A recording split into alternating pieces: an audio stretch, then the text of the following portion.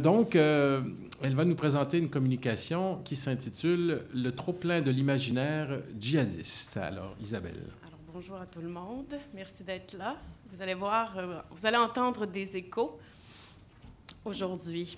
Alors, le terrorisme djihadiste, bien qu'il sème et récolte la mort, va autant à l'encontre du nihilisme de Nietzsche que la négation de l'être ou de la doctrine d'après laquelle rien n'existe d'absolu, et ce, en raison de son redoutable usage d'une rhétorique martyrologique.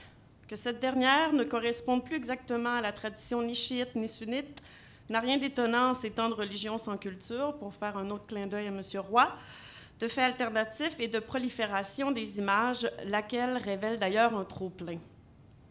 Cette rhétorique n'en renvoie évidemment pas moins à un univers symbolique qui unit dans un partage de ce qui, a priori, ne se partage pas, c'est-à-dire la mort. Pour mettre en lumière une parcelle de ce foisonnant imaginaire où puisent les djihadistes contemporains et montrer que la mort n'y est ni une fuite ni le néant, je présenterai en quoi le martyre, selon moi, s'avère d'hier à aujourd'hui un phénomène d'inversion. Donc, on est encore dans ce renversement de la réalité. Et ce phénomène, je ne pourrais pas l'élaborer aujourd'hui, mais en mon sens, il prend la forme d'un chiasme. Et le cœur de ce chiasme, le lieu de rencontre, c'est évidemment le martyre. D'entrée de jeu, je tiens à préciser que les renversements à l'œuvre dans ce phénomène bimillénaire sont nombreux. À l'inversion genrée des martyrs des premiers siècles de notre ère qui perdure, parce qu'on peut l'observer notamment en Afghanistan, il y a des gens qui ont fait des recherches assez intéressantes sur la masculinité qu'on doit venger et remettre de l'avant. Et à l'inversion générationnelle soulignée par maints auteurs, n'est-ce pas, faire passer par la mort du père, s'ajoutent celles qui me paraissent les plus pertinentes pour réfuter partiellement la thèse de Roy, voulant que, et je reprends les propos de l'appel de communication, les djihadistes, parmi lesquels on compte une proportion significative de nouveaux convertis en quête de radicalité, cherchent avant tout à mourir et n'ont que peu d'intérêt pour la construction d'une alternative ici-bas. Cette pulsion mortifère, qui rompt avec la tradition islamique et témoigne bien souvent d'un mépris des considérations stratégiques et pragmatiques, n'aurait pas pour but de construire une réelle alternative, mais de chercher la destruction pour elle-même. Fin de la citation. Cela dit, il importe de rappeler que Roy souligne à maintes reprises dans son livre « Le djihad et la mort » que ces jeunes sont déjà radicalisés et qu'il y a lieu de douter de la conviction religieuse de plusieurs parmi eux, rejoignant notamment les rangs de Daesh. Or, s'ils sont déjà radicalisés, on ne peut conséquemment douter qu'ils sont convaincus de quelque chose. Et on doit donc leur concéder le moindre espoir. Semblable à Épiméthée, pensant ou après ou trop tard, aux prises avec une boîte d'où ne s'échappe hélas peut-être que des mots hormis justement l'espoir, ces jeunes rêvent encore ultimement de quelque chose, même si ce doit être de mourir autrement que banalement, ou comme d'autres jeunes qui mettent un terme à leur jour. Ce désir de mort en martyr, si c'est bel et bien ce qui les motive initialement, est encore un désir et ne peut être négligé, bien qu'on puisse aussi se demander, comme le fait Esler dans son ouvrage « Le désintéressement », si être prêt à mourir implique de vouloir mourir. Ce désir, puisqu'il n'est pas nécessairement partagé par tous ou demeure potentiel, ne peut donc éclipser les autres évoqués dans les derniers mots des djihadismes, sous forme de testament vidéo notamment, ou encore moins les finalités instrumentales et communicationnelles de leur acte mortel. Bien qu'ils soient des meurtriers, nous avons la responsabilité de bien les écouter, de reconnaître leur désir de vengeance ou représailles, la vengeance étant personnelle, la représaille étant de type collectif, d'honneur et de célébrité, d'action et d'aventure, parce que l'image, elle est là, et évidemment de salut, lesquels s'affirment et ou se confirment dans la rhétorique martyrologique. Le mot grec « martus », qui désigne à la fois le Dieu qu'on prend à témoin, et c'est une donnée que je ne pourrais développer, mais qui est très importante, le témoin, la personne qui a vu, ou encore celui ou celle qui a connaissance de quelque chose par souvenir et qui peut en parler, est à l'origine du mot français « martyr », lequel est, lui, selon le petit Robert, l'acte de mise à mort ou les tourments infligés qu'un martyr endure pour sa religion, sa foi et, par extension, pour une cause. Donc, dans cet ordre d'idées, il faut reconnaître que le martyr ne meurt jamais pour rien, ou simplement pour embrasser la mort, à moins de refuser ce titre à ceux et à celles qui passent à l'acte violent et conséquemment Refuser de voir que la figure du martyr fait dorénavant bel et bien partie du contexte socio-culturel de ceux et celles qui les voient comme tels. D'ailleurs, à mon sens, avancer que les djihadistes voient bel et bien la mort comme une fin en soi n'est qu'une autre façon de les dépouiller de leur ultime pouvoir, ceux qui sont en recherche tellement de pouvoir, soit celui de la voir plutôt comme un moyen de s'inscrire, transfigurer dans un grand récit dont la rhétorique, si elle était parfaitement inefficace, impertinente ou simplement insensée, n'aurait probablement plus la cote depuis des années. Or, dans les trois traditions monothéistes perdure le martyr comme figure témoignant de l'expérience spirituelle ultime de la foi, et plus, le modèle qui atteste la vérité, ainsi que cette vérité qui vient à incarner le modèle pour ceux et celles qui vivent à sa suite, lui voue un culte ou l'imite. Ce témoignage en acte a donc besoin de témoins lui aussi, car si personne ne le voit, ne le consigne et ou ne le publicise, il n'est rien. Ou, plus exactement, ce n'est plus qu'une mort ordinaire, un suicide semblable à celui qui advient au bout d'une corde, au bout du sang versé dans l'intimité d'une baignoire ou au fond d'une rivière, refermant ses eaux obscures sur le ou la principale intéressée. Il ne faut pas oublier quand même que nos jeunes se suicident. Pour que le martyr advienne, il faut donc plus que de la souffrance et du sang versé. Il faut un public pour que le témoignage se passe comme dans une course à relais, nourrissent l'imaginaire et participent à la formation et à la solidité d'une communauté donnée, car si on ne peut s'autoproclamer djihadiste, on ne peut pas non plus s'autoproclamer martyr. L'autre a un rôle immense à jouer dans ce théâtre de la cruauté, que ce soit avant la scène finale, avec les vidéos témoignages rarement réalisés en tête-à-tête avec les caméras, bien que maintenant ce soit moins vrai, pendant la mission suicide ou l'attaque sans issue, la mission suicide impliquant justement qu'on se munisse d'une bombe et qu'on sache très bien que ça va mal se terminer pour nous, alors que l'attaque sans issue suggère qu'au bout d'un certain temps, la mort nous attend quand même suite à une poursuite policière, par exemple. Et enfin, avec l'inclusion forcée dans le massacre, il est présent, l'autre. Ce n'est pas qu'un suicide. Enfin, l'autre, il est présent après, puisque nous en sommes aussi les témoins, avec la diffusion souvent planétaire de la dite scène, comme le met en lumière autant la terminologie grecque qu'arabe, la racine trilitère du mot shahid, qui provient du terme shahada, signifiant voir, témoigner, attester et devenir un modèle, donne aussi les mots mashhad et mashahid, désignant le spectacle et le spectateur. Pourtant, l'altérité serait totalement niée dans ces gestes extrêmes selon les tenants de la thèse nihiliste qui, de la sorte, récuse ou oblitère totalement qu'elle est aussi un des éléments clés de ce phénomène dans la modernité et n'admettent donc pas que, malgré la destruction à l'œuvre, il y a, qu'on le veuille ou non, quelque chose qui se crée, voire plusieurs choses qui se créent, lesquelles modifient souvent le présent et la réalité et parfois les transcendent. Nier que les morts advenant dans ce cadre ont des effets immédiats ici-bas, qu'ils soient militaires, politiques et ou religieux, ou symboliques, permet peut-être de réduire leur emprise, mais ça ne freine pas la guerre au terrorisme, les politiques sécuritaires, les changements de comportement et les durcissements identitaires causés par un indéniable sentiment de vulnérabilité.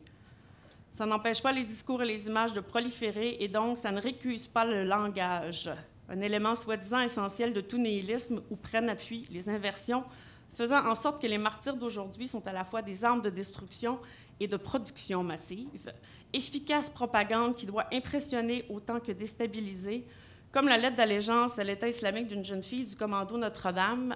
Commando Notre-Dame, c'est 3-4 septembre de l'an dernier, où des 3 jeunes femmes ont rempli une voiture de bonbonnes de gaz devant Notre-Dame. Bon, elles ont été interceptées, mais elles ont aussi, par ailleurs, elles ont intercepté la lettre dans laquelle on peut lire, répondant à l'appel d'Al-Adani, « Je vous attaque dans vos terres afin de marquer vos esprits et de vous terroriser. » Il n'y a pas de mention de « pour vous détruire », n'est-ce pas? Ou, voilà.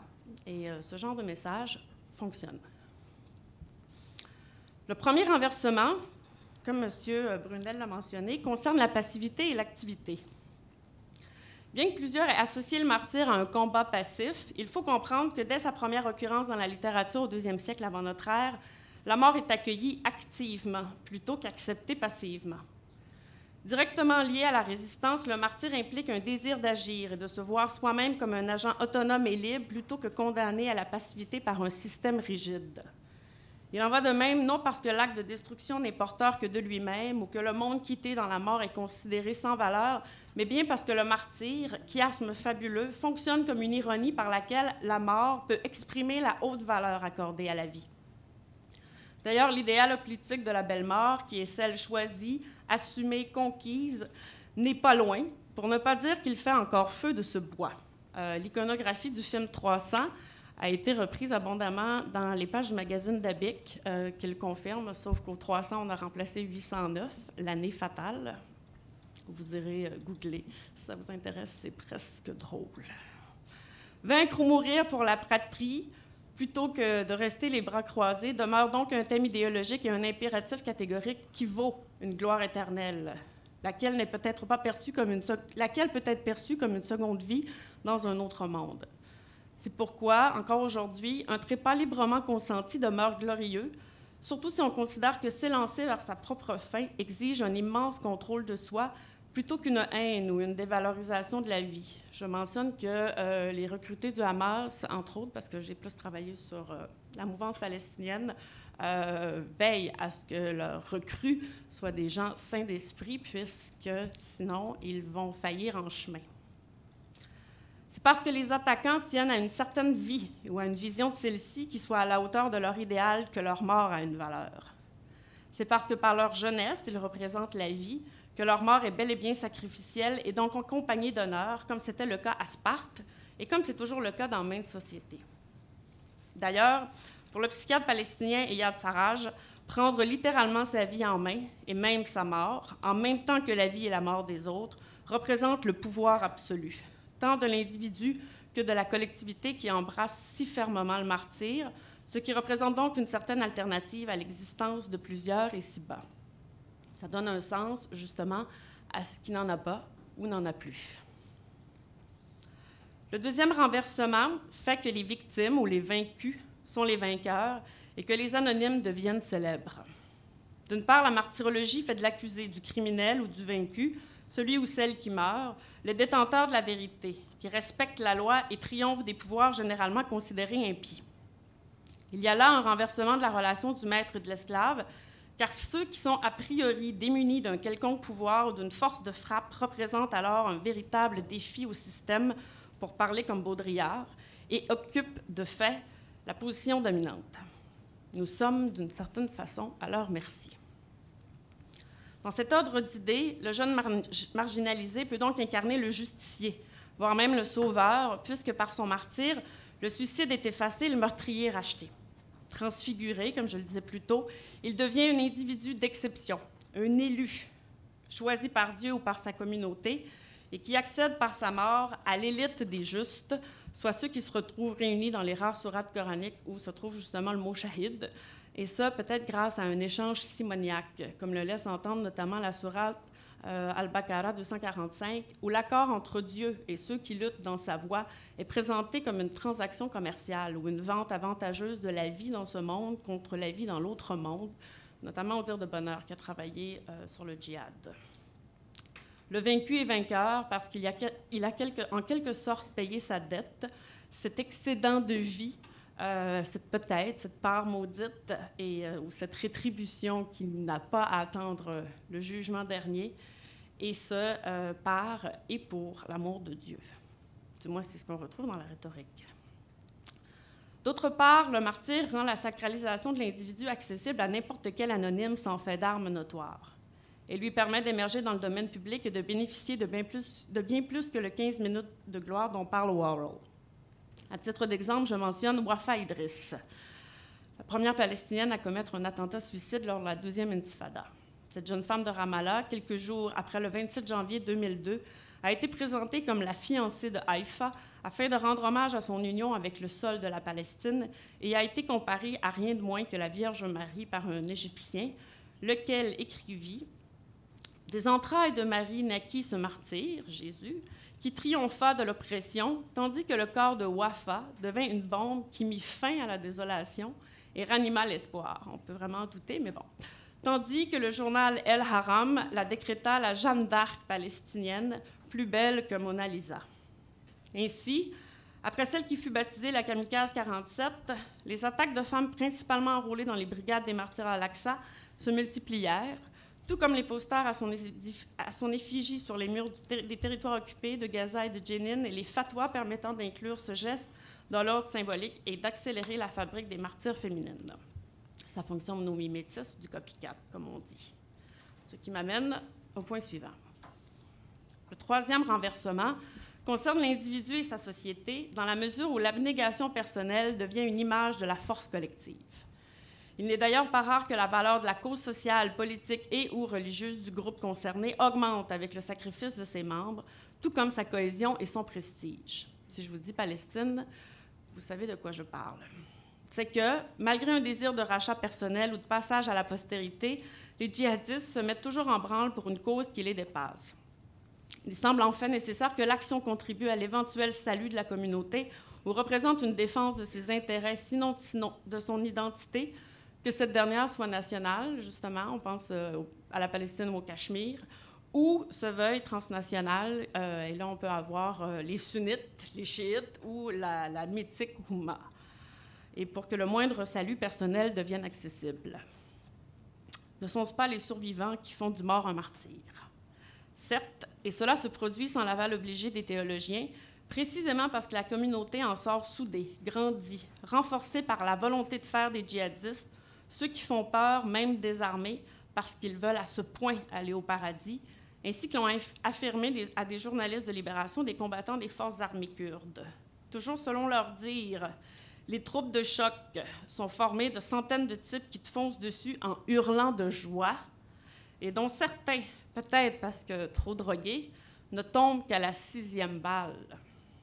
Cette image de résistance ou de quasi-invincibilité, sans compter toutes les autres démonstrations de puissance au cœur de la féroce propagande daïchienne, est cruciale pour retrouver l'honneur perdu aux mains des ennemis, les ayant collectivement asservis, et pour inverser à nouveau ce rapport de pouvoir où ils ont trop longtemps été les subordonnés. L'ultraviolence, souvent mise en scène pour méduser nos beaux yeux, sert, elle aussi, à rappeler que ces hommes ne sont pas faibles. Il importe de montrer qu'ils se dominent plus que n'importe quel Européen ou Américain capable de prendre les arbres ou de passer quiconque au fil de l'épée, et ça justement pour convaincre qu'ils dominent ceux et celles qui tombent sous leur coupe et qu'ainsi leur communauté est donc vouée à dominer. L'image de leur souveraineté personnelle rejaillit inévitablement sur la société, aspirant à cette même souveraineté, et le morcellement de leur corps individuel soude, étonnamment, le corps social. Enfin, le dernier renversement suppose que la mort ne l'est pas. L'au-delà prime sur les ci-bas, la transcendance vaut plus que l'immanence, l'invisible plus que le visible, et la justice terrestre n'égale en rien la justice céleste. À mes yeux, ce point résume ou contient tous les autres, même si ces croyances peuvent constituer plus un effet qu'une cause de ces morts particulières, le martyr pouvant aussi inverser l'ordre entre ces deux éléments. Cela dit, à l'instar des premiers martyrs judéens et chrétiens, les djihadistes sont toujours au service d'une cause qui, souvent loin d'être un rejet définitif de tout idéal, accroît l'importance de la transcendance sur l'immanence et privilégie par conséquent les idéaux aux dépens de la réalité. Certes, la mort en martyr et l'ultraviolence ne sont peut-être pas les meilleures tactiques pour pérenniser le califat, mais elles s'inscrivent à merveille dans l'imaginaire eschatologique, lequel fleurit sans embâche dans le précaré de la mort-justice, aux côtés du martyr qui, mis à mort ou remis à la mort, ne meurt pas. Car comme le rappelle Farhat Othman, le mort est toujours vivant, étant présent auprès de Dieu. C'est le leitmotiv, le verset de Coran le plus souvent rabâché pour justifier cet élan, quand ce n'est pas l'expression euphémistique réutilisée par Mathieu Guidère pour désigner les femmes aspirantes au martyr, soit des califettes voulant déjeuner avec le prophète. Alors, pour l'anecdote, il semble qu'il y a eu une époque en Irak où il y a des gens qui embarquaient dans les taxis et quand le chauffeur leur demandait « Où voulez-vous aller ?», la réponse était « Déjeuner avec le prophète ». Et en fait, le chauffeur de taxi quittait sa voiture puisque ça supposait un attentat ou une mise à mort suicide. Et en fait, c'était uniquement pour voler les taxis. Alors voilà l'anecdote. Mais oui, ça va. Alors, cette expression traduit quand même une vision de la mort comme possibilité de rencontre avec le sceau de la prophétie, rencontre suprême digne ou signe de l'élection, sinon retour dans le giron divin, sans détour et sans délai. Ainsi, quand le martyr représente la voie rapide pour accéder au centre, au bout ou à la fin du monde, il devient un peu plus compréhensible que les plus fervents candidats soient les dits marginalisés de nos sociétés. Quand les récompenses dans l'au-delà dépassent en délice tout ce qui peut être reçu ici-bas, il y a certainement un abaissement de l'importance du monde réel au profit du surinvestissement et de l'idéalisation d'un objectif, dans le cas qui nous occupe, de type eschatologique, une passion du 20e et 21e siècle, au dire de Zizek, puisqu'il y a trop de réel, ce qui épuise peut-être les jeunes de façon prématurée. Ce trop de réel, c'est le véritable enfer qu'on est capable de créer déjà, comme le rappelle George Steiner dans la chambre de Barbe Bleue, et lequel mène aussi à des éruptions qui ont peu, prou ou rien à voir avec la réalité. Il faut donc rêver, et il faut rêver fort. Et pour bien faire, il vaut mieux viser au-delà du réel et mourir pour cet absolu qui s'écrit dorénavant littéralement en lettres de sang, soit pour la cause de Dieu, un des 5 martyrs mentionnés dans le recueil des Hadiths de Boukhari, et donc surtout pas pour rien. Dans cet imaginaire, Dieu existe, et c'est pourquoi tout est loin d'être permis, et le désenchantement et le pessimisme ne concernent donc que les mécréants, car le monde tel qu'il devrait être, non seulement viendra, mais il existe déjà, ici, maintenant, tout à la fois, comme dans l'eschatologie chrétienne, en fait. On peut certes en douter qu'il est déjà là, mais ça ne permet pas de parler de nihilisme apocalyptique non plus, lequel correspondrait à un désir de donner un sens ultime au temps et à l'histoire, supposé transcender tous les buts politiques, étant donné que l'existence de l'État islamique, où il est possible de vivre, de combattre et de mourir, constitue un but politique, même si en filigrane demeure l'idée d'instaurer un chaos ou une sauvagerie, autant pour faire advenir la fin, les signes annonciateurs du jugement dernier, comme l'esclavage restauré, n'étant justement pas là pour indiquer que les prophéties sont en train de se réaliser. Peut-être que non, mais justement, cette idée d'au-delà est nécessaire en cas d'échec, n'est-ce pas, pour le vaincre éventuellement, mais surtout pour échapper au vide ou à l'idée de la mort de Dieu, voire pour simplement faire déborder la coupe du réel. Voilà. Merci.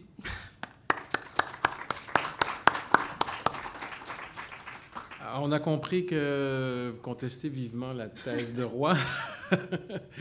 En gros, peut-être pour le bénéfice des étudiants, une petite définition du terme eschatologie qui va revenir souvent aujourd'hui.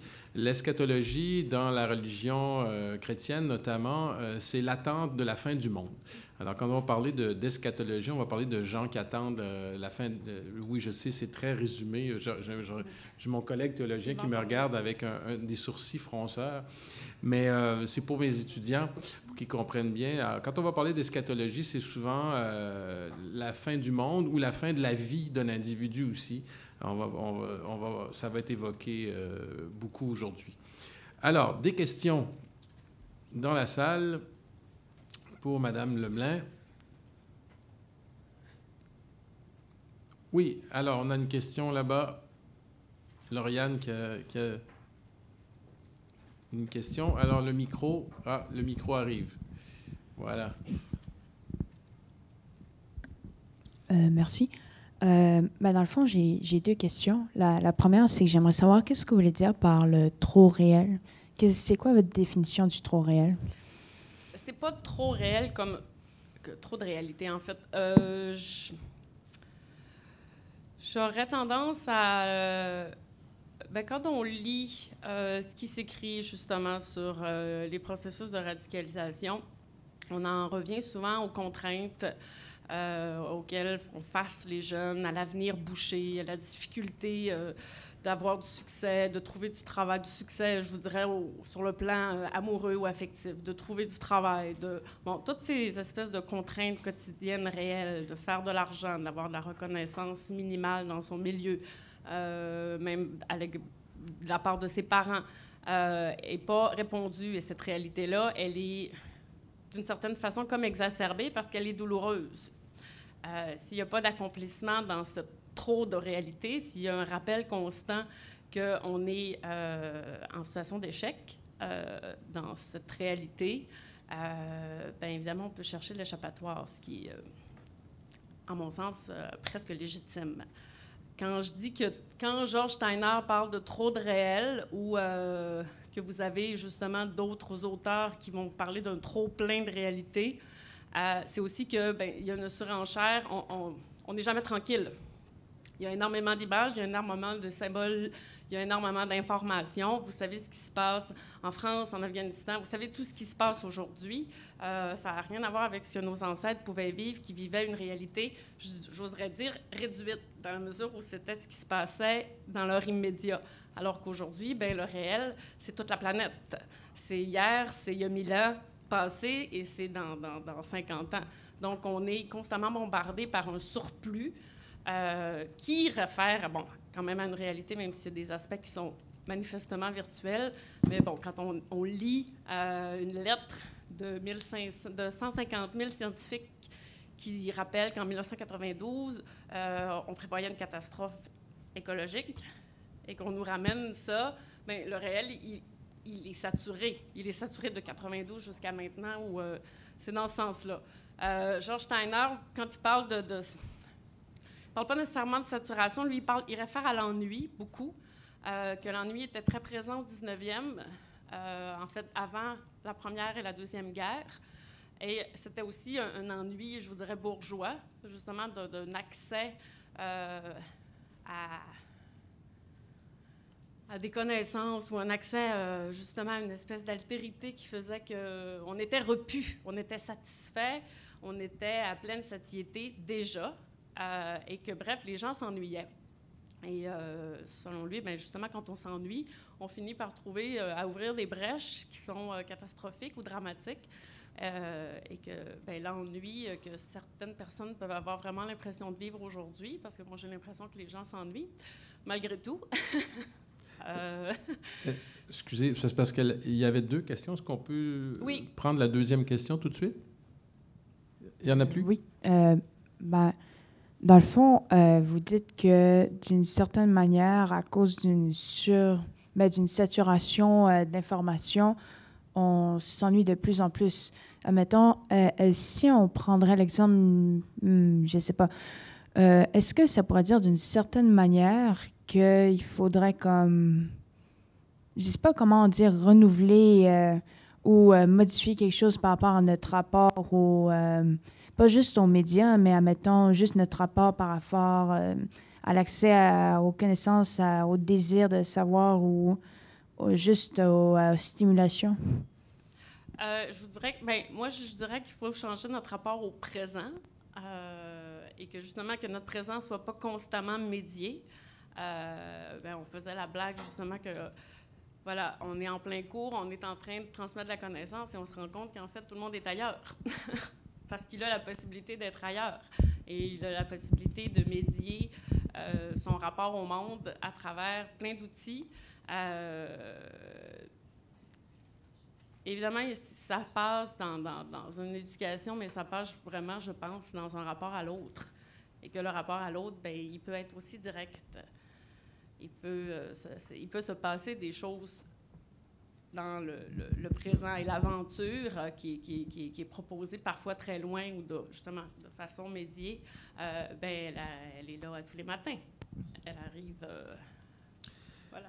On va avoir le temps pour une dernière question, M. Brunet. OK, je vais faire ça vite à ce moment-là. C'est amusant de voir comment vos 4 renversements arrivent à quelque chose de très semblable à ce que j'essayais de décrire, mais avec des concepts très psychanalytiques, mais c'est amusant, c'est fascinant. En fait, on observe les mêmes phénomènes. Donc, mais vous avez, si j'ai bien compris, la source du mot martyr, martus, qui disait, si j'ai bien compris, prendre Dieu à témoin. Oui. Et c'est intéressant parce qu'il me semble, et j'ai toujours pensé qu'il y avait eu un point tournant dans l'histoire du terrorisme moderne qui était les Jeux olympiques de Munich. 72. Oui, alors qu'on a vraiment, pour une des premières fois, on s'est servi des médias. Ça a été couvert en direct 24 heures par jour. Là. Oui. Et donc, on a vraiment pris... bien sûr, pas Dieu en témoin, on l'a peut-être pris Dieu en témoin, mais en réalité, où on prenait le monde en témoin. Et il me semble que c'est une des caractéristiques du fanatisme violent, c'est qu'il a besoin d'un témoin. Totalement. Ben, en fait, c'est intéressant que vous disiez ça parce que Benjamin Ducol, il part son historicité, si vous voulez, justement, de la martyrologie contemporaine avec 72. Parce qu'il y a ce rapport communicationnel et c'est pour ça aussi qu'on en revient toujours au 11 septembre, parce que ça aussi, c'est en direct, c'est planétaire, et tout le monde a son histoire à raconter de que faisiez-vous le 11 septembre. Tout le monde s'en souvient. Et que c'est ça aussi que ça produit, en fait. Ça a sa place dans son imaginaire, ça a cette puissance-là.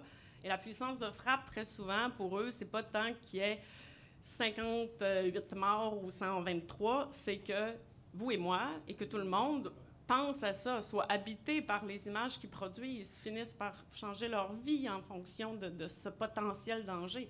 Et qu'elle est là, elle est là, la guerre. C'est une guerre d'images et d'imaginaire, justement. Eh bien, merci beaucoup, Isabelle. Merci.